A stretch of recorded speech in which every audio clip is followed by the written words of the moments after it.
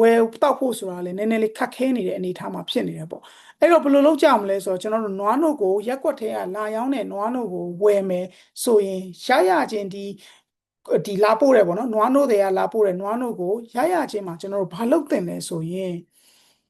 မီးနဲ့အပူပေးမယ်အပူပေးတဲ့နေရာမှာပေးပုံပေးနည်းတော့ရှိတယ်အလွယ်ဆုံးနည်းလမ်းကကြတော့အပူကိုမီးတင်းလေးနဲ့ပေါ့ temperature တိတိကျကျပြောရမယ်ဆိုတော့60 degree Celsius ပေါ့နော်60 degree Celsius မှာ15မိနစ်လောက်ကိုအချိန်ပေးပြီးတော့အပူပေးပြီးတော့နွားနို့ကိုကြိုတင်တယ်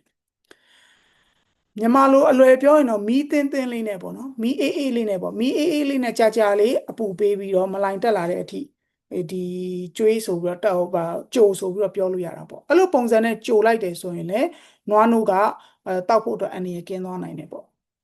နောက်တစ်ခုကကြတော့နောက်ထပ်နီးတစ်မျိုးကကြတော့နည်းနည်းလေးတော့ခက်တယ်သူကဘာလဲဆိုတော့ temperature ကို82 degree Celsius ကို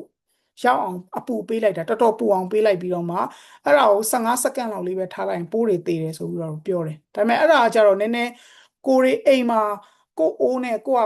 အပူပေးဖို့ကြတော့နည်းနည်းခက်လိမ့်မယ်။ဘာကြောင့်နွားနို့တွေဝေကျလာတာပြဿနာရှိနိုင်တယ်။15စက္ကန့်မပြည့်ခင်မှာနွားနို့ရောဆိုပြီးတော့ဝေကျလာတော့ချက်ချင်းပိတ်လိုက်ရတော့15စက္ကန့်မပြည့်လိုက်ဘူးပိုးတွေမသေးသွားဘူးဒါမျိုးတွေဖြစ်နိုင်တဲ့ကြောင့်မီးတင်းလေးနဲ့ကိုပဲကြာလေး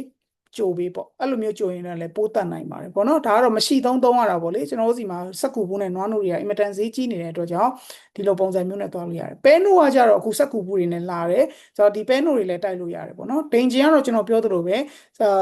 တေချာထုတ်ပိုးပြင်ဆင်ထားတဲ့ဒိန်ဂျင်တွေဆိုရင်ကျွန်တော်တို့ကင်ဆာဝေဒနာရှင်တွေမှာကျွေးလို့ရတယ်အသီးအနှံတွေနဲ့ရောကျွေးလို့လည်းရပါတယ်ပဲကတော့ကြိုက်နေတဲ့ရာပဲအကုန်ကျွေးလို့ရတယ်เนาะโอเค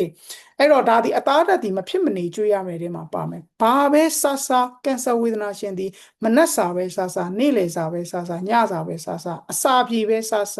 ဘယ်အချိန်မှာဆဆပရိုတင်းတစ်မျိုးပါရမယ်ဒီတစ်ကနေ9တဲ့ကတစ်ခုမဟုတ်တစ်ခုပါရမယ်အဲ့ဒါမှကျန်းမာရေးနဲ့ညီညွတ်မယ်ကင်ဆာ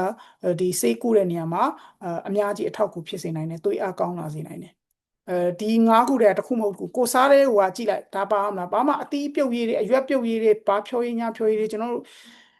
ခေါင်းနောက်ခံပြီးစဉ်းစားနေကြမလို့เนาะမုံလောင်းဒီ90သားပြုတ်ပြီးတောက်တာတွေဘာတွေလဲကျွန်တော်တို့ဘယ်ဆရာဝန်ကမှအာမပေးဘူးကဘာပေါ်မှာရှိနေတဲ့အာဟာရဆရာဝန်တွေပဲဖြစ်ဖြစ်ကင်ဆာဆရာဝန်တွေပဲဖြစ်ဖြစ်မုံလောင်းဒီ90သားပြုတ်တောက်ပါလို့ဘယ်သူမှတော့ပြောမှာမဟုတ်ဘူးဒါပေမဲ့သူတို့ပြောတဲ့ဟာတစ်ခုတော့ရှိလိမ့်မယ်အဲ့ဒါဘာလဲဆိုတော့အသားပေါ့နော်ဒီအသားကိုတော့မဖြစ်မနေပါအောင်ကြွေးပါစားလိုက်တဲ့အနှက်တိုင်းမှာ protein ဓာတ်လေးပါအောင်စားပါဒါဒီလောက်စားနိုင်ရင်ကျွန်တော် okay သွားပြီအဲ့တော့ကျွန်တော်ကိုယ်အိမ်မှာရှိတဲ့ပစ္စည်းလေးတွေနဲ့အာဟာရပြည့်အောင်ကျွေးလို့ရပြီเนาะ okay နောက်တစ်ခုကကျတော့ကစီဓာတ်ပါကစီဓာတ်ကကျတော့စံနေဂျုံနေပြောင်းနေကစွန်းဦးအာလူအုတ်ဂျုံနေကျွန်တော်တို့ကမြန်မာလူမျိုးတွေဖြစ်တဲ့အတွက်ကြောင့်ထမင်းကောင်းကောင်းစားကြတာစံစားလို့ရတယ်အဲ့တော့ဟိုးတလောလုံးကကျွန်တော် Facebook မှာတွေ့လိုက်တယ်ပါလဲဆိုတော့ကင်ဆာဖြစ်နေတဲ့သူတွေထမင်းမစားပါနဲ့ဆိုပြီးတော့ပြီးရေးတဲ့ post လေးတစ်ခုကျွန်တော်တွေ့လိုက်တယ်ဟိုဆရာဝန်ရေးတာတော့မဟုတ်ပါဘူးအဲ့တော့ဟိုအဲ့လိုမျိုးလွဲမှားနေတာလေးတွေကိုမဖတ်မိဖို့တော့လိုတာပေါ့နော်မြန်မာလူမျိုးဖြစ်နေတယ်